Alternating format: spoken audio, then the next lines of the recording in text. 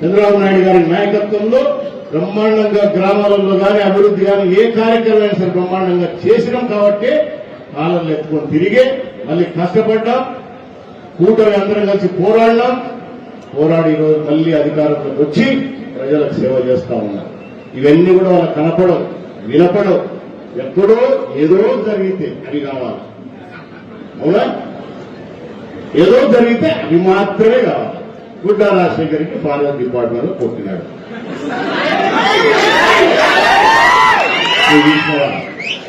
గుడ్డా Rajasekhar Reddy guest house లో మందు తాగి వచ్చి గేట్లు తెరిసకుండా కొట్టినాడు.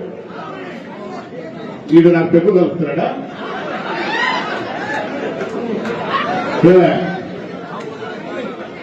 ఈ చక్రపాణి రెడ్డి ఆ అంబటి ఎవరు వీళ్ళిద్దరు గెస్ట్ హౌస్ లో నాకు పెగ్గు కలుపుతున్నారా?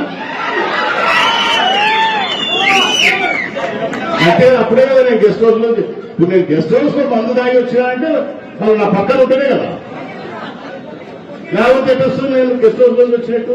వీళ్ళిద్దరు ఒకైనా పెగ్గు కలపాలి, ఒకైనా సోడా నీళ్లు కలపాలి, అంతేనా? లేకపోతే నేను మంది ఎటు తెలుస్తుంది వాళ్ళకు? బుద్ధి జ్ఞానం లేకుండా ఏమి జరిగింది అక్కడ, అసలు వాస్తవాలు ఏంటి ఇవి తెలుసుకోకుండా మీడియా ఉంది కదా అని చెప్పేసి నీ చూపించే ఒక డొక్కు మీడియా ఒకటి పెట్టుకున్నావు, ఒక డొక్కు పేపర్ ఒకటి పెట్టుకొని తెలుగు ఉంది కదా అని చెప్పేసి నీ ఇష్టం వచ్చినట్టు రాస్తే ఊరుకుంటారా?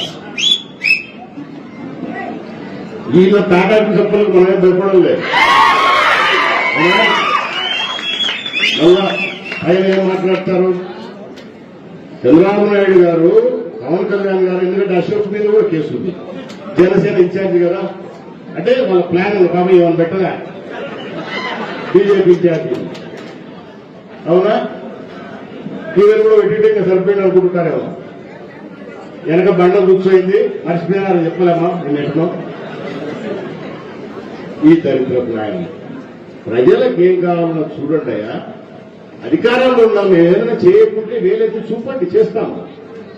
అది కానీ పనికిమాలిన విషయాల మీద ఫోకస్ పెట్టుకొని అక్కడ ఏం జరిగిందో నీకు తెలియదు, అనుకోవాలన్న జ్ఞానం లేదు నీకు. మంత్రి గారు ప్రోగ్రాంకి వచ్చారు మన నియోజకవర్గానికి.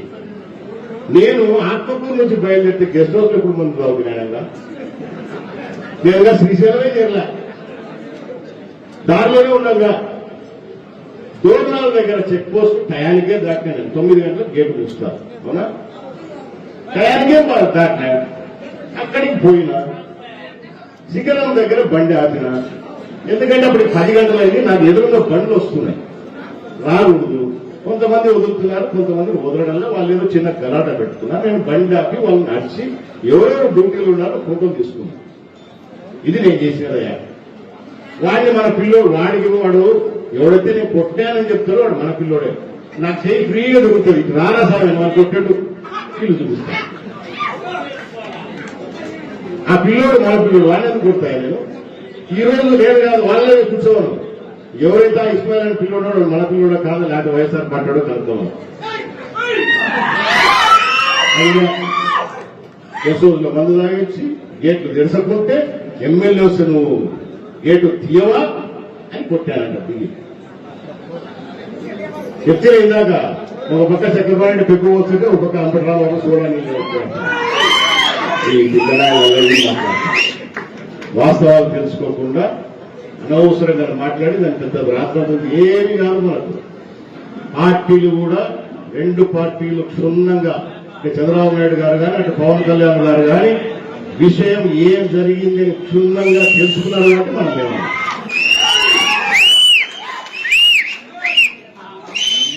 ఈ అన్నగారు ఇక్కడ విలేకరులు నిలబడినారా? ఎంతమంది ఉంటారా మీరు? ఎంతమంది ఉంటారు ఇక్కడ? ఆయన కూర్చున్నాడు. పోయిన ప్రభుత్వంలో చక్రపారెడ్డి సుద్దిపేటలో ఒక విలేకరిని రోడ్డు మీద కొట్టించినాడు. అప్పుడు చూపించుకోలేదే మీరు?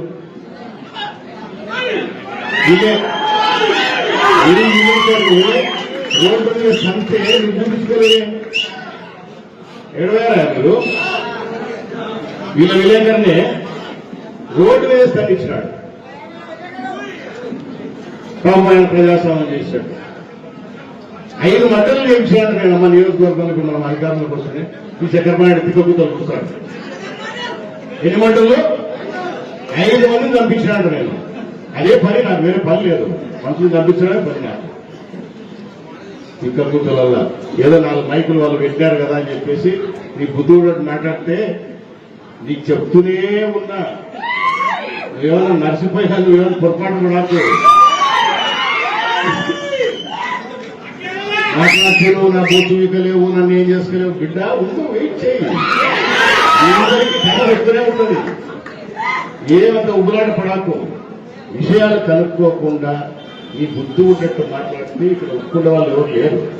వీళ్ళిద్దరి మీద కోర్టులో డెఫమేషన్ కేసు వేస్తా. ఖచ్చితంగా పరువు నష్టం కావాలా.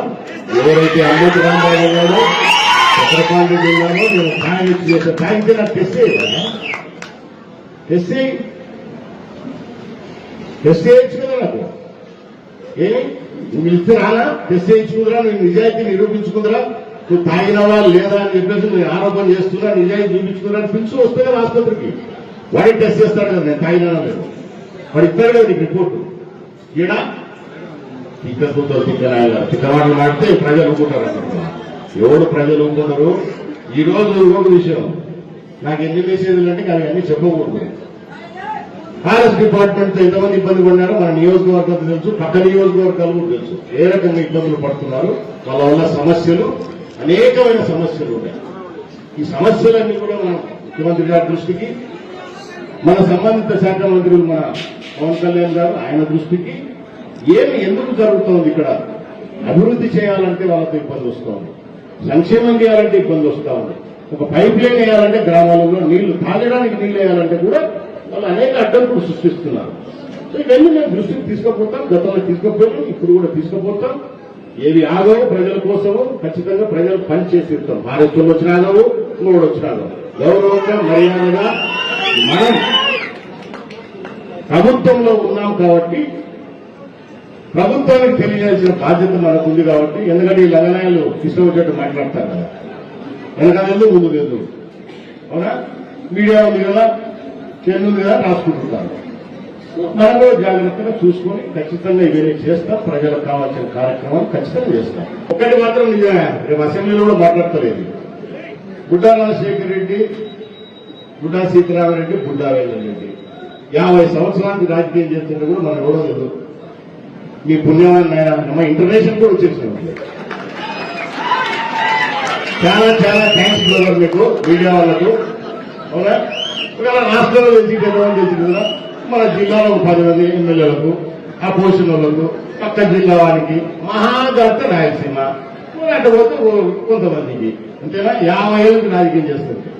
100,000 కోట్లు ఇచ్చి నియోజకవర్గాలు అభివృద్ధి చేసేప్పుడు తెలియదు. ఇప్పుడు మాత్రము రాష్ట్రం విడిచిపెట్టి, భారతదేశం విడిచిపెట్టి ఇంటర్నేషనల్ అంతకంటే పబ్లిసిటీ ఇస్తాను కాదు మనకు. ఈ గుడ్డమాదిరి ఏమో ప్రపంచమంతా తెలుసు. సో వాళ్ళు మీడియా వాళ్ళు ఫోన్ చేస్తా ఉంది, బీబీసీ అని చేసినాడు. చాలా చాలా థ్యాంక్స్ బ్రదర్, మీ దగ్గర కూడా వచ్చేసింది న్యూస్. అంతే కదా, బీబీసీ అంటే మాటలా. బీబీసీ అంటే బ్రిటిష్ బ్రాడ్కాస్ట్ అది. దానికి రావాలంటే అంత ఆశమాసి కాదు, మన ముఖ్యమంత్రి కూడా రారు, అవునా? ప్రధానమంత్రి కూడా రాడంత ఈజీగా. గుడ్డరాశేడు వచ్చాడు, అది గుర్తు పెట్టుకోండి. ఇది మీడియా వాళ్ళు మనకి ఇచ్చేది. చాలా థ్యాంక్స్. నేను సంతోషంగా చెప్తాను. నియోజకవర్గానికి ఇన్ని మంచి పనులు చేస్తే ఏ రోజు 3 ముక్కలు రాస్తారు కింద, ఆయన గురించి ఒక సెకండ్ చూపించుతారు. ఇది మాత్రం అమ్మ సీరియల్ కదా. ఫ్రంట్ పేజీలు వేయించాలంటే వీళ్ళు పేపర్లలో కానీ టీవీలలో కానీ ఫ్రంట్ పేజీలు ఎక్కాలంటే ఎంత తెలుసునా? ఓ చిన్న అడ్వర్టైజ్మెంట్ ఈరోజు ఇచ్చికారు వీళ్ళు, ప్రమాణ స్వీకారం చేస్తున్నారు.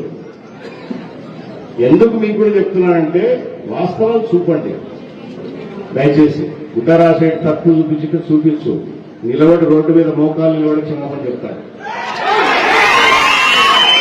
సరైన పనులను చూపిస్తే నువ్వైనా బట్టే ఎవరైనా బట్టే, తప్పు చేసి చూపించు, తప్పేముంది? జరుగుతున్న విషయాలు తెలియదా?